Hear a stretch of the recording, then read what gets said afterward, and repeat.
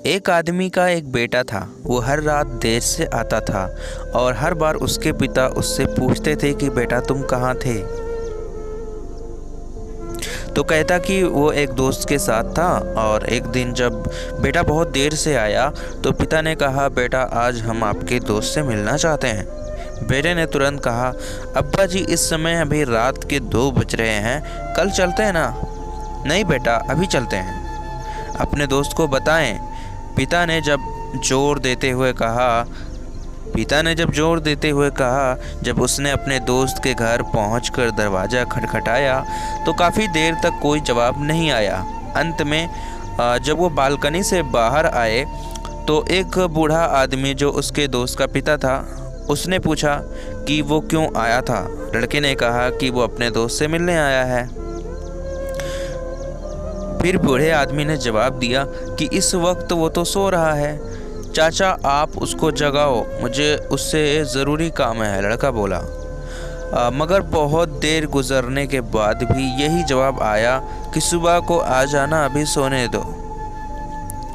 अब तो इज्जत का मामला था तो उसने इमरजेंसी और ज़रूरी काम का हवाला दिया, मगर आना तो दूर की बात, देखना और झांकना भी गवारा न किया। बाप ने बेटे से कहा कि चलो अब मेरे एक दोस्त के पास चलते हैं जिसका नाम खैरुद्दीन है। दूर यात्रा करते हुए वह अजान से ठीक पहले इस गांव में पहुंचा और खैरुद्दीन के घर का दरवाज़ा खटखटाया, लेकिन कोई जवाब नहीं आया। आखिरकार उसने ज़ोर से अपना नाम कहा, मैं अलाउद्दीन हूँ, लेकिन फिर भी दरवाज़ा बंद था और कोई हलचल नहीं थी।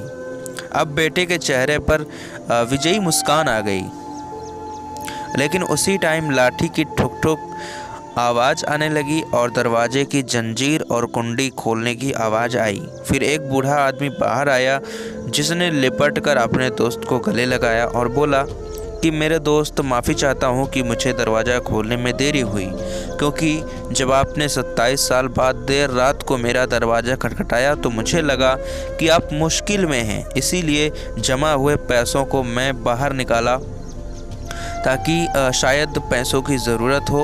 फिर बेटे को उठाया कि शायद बंदा चाहिए।